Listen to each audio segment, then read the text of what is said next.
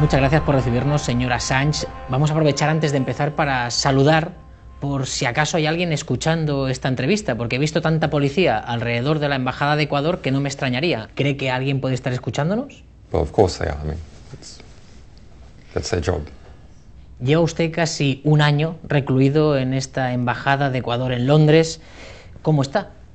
I'm fine. Interestingly, there's often an attempt by some journalists who seem to want to hear that I am suffering terribly. But of course, I am doing the work of my life, so it is quite satisfying, actually. Even in very difficult circumstances, it is quite satisfying. ¿Usted es partidario de la transparencia radical? Well, what does radical mean? It depends on where you are as to whether something is radical. Transparencia total. We already have total and utter transparency, and that is almost everything everyone does is on the internet. Yo me refería a transparencia hacia el ciudadano. I know what you're referring to. What I'm saying is already we're at the position where the most powerful organizations in the world are able to peer in to the lives of all people because everything significant that we do is on the internet. Our emails, our communications, our business transactions, our aeroplane tickets, flights, our bank transfers, etc.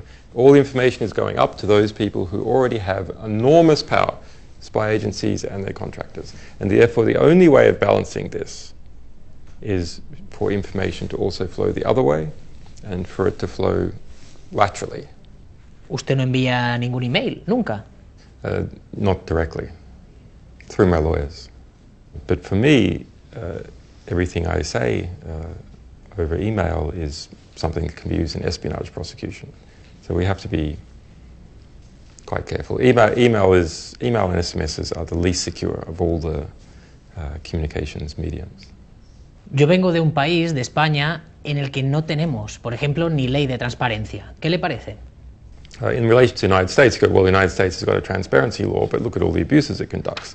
Of course, it's finding ways now to make everything classified and to hide everything from the public. Para usted, las leyes de transparencia, a veces los países, los gobiernos de los países las utilizan como coartada. Very, very, very frequent. If we look at the UK, when people wrote requests to UK government departments under the transparency law saying they are horrified that such a law exists, and it's quite funny to see the responses. What? People have rights to do that. And they're very, very surprised. And finally, they then understand, in fact, that there is such a law, and then they tend to comply with it very well. But then within a couple of years, they work out how they can twist the law and use this exemption. For example, we also made an application on the police here in Britain. And of course, you know, the government has admitted that they've spent $4.5 million as of the beginning of this year just to surround this embassy with police. But they won't hand over any documents under the Freedom of Information Act because they say it concerns an investigation. Well, there is no investigation. ¿Usted no cree que si los estados tuviesen una transparencia total serían ingobernables? That needs to be applied on a case-by-case basis. O sea, que usted le pone también límites a la transparencia. Not restrictions on transparency. This is not the default. The default must be that the state is completely transparent to the people, but the state may, in limited cases, apply to withhold information from the people for a limited period of time.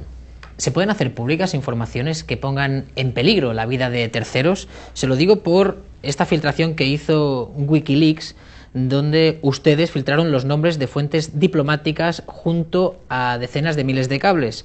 Y el cuerpo de la información dice que el Departamento de Estado americano y grupos de defensa de derechos humanos temían que la revelación de estas fuentes podían poner en peligro a estas personas. ¿Cree que esto es una imprudencia? Well, it's an absolute lie and an absolute propaganda disgrace. And I am so pissed off about this. Let's look at the reality. There is not a single claim by any government, including the US government, that any information that WikiLeaks has released in the past 6 years has ever resulted in physical harm to even a single person in any country in the world. So this is just like weapons of mass destruction. This was a fabrication constructed out of nothing. ¿El límite para publicar una información es cuando uno cree que puede estar poniendo en peligro la seguridad de un Estado? Por ponerle un ejemplo concreto, imagínese que usted tiene entre manos una información que piensa que si igual la publica, un grupo terrorista puede tener una información privilegiada que le permita hacer un atentado contra ese país. ¿Usted lo publicaría? What is national security? I mean, it refers to, in essence, a particular sector of the economy. The national security sector of the economy. Those influence groups, those arms manufacturers, those generals, those bureaucrats who are all prospering and profiting from national security. So when someone says, oh, I believe that affects national security, what they mean is, I believe that that affects a very large and powerful interest group that will attack back. In the United States, right now, there are over 5 million people with security clearances, over 1 million people with top secret security clearances. The majority of the people with top secret security clearances, who do they work for? The CIA, the Pentagon? No. They work for private military organizations in the United States. This is one of the ways that the United States government has worked out how to get around the Freedom of Information Act. You just hire Lockheed Martin or SAIC or Blackwater to do all your dirty stuff. And it's a private company, so the Freedom of Information Act doesn't apply. So it's actually quite important that Spain try and get some components, not necessarily all, but some components, so that when a private company does work for the government, is commissioned by the government, then the Freedom of Information Act applies to the private company.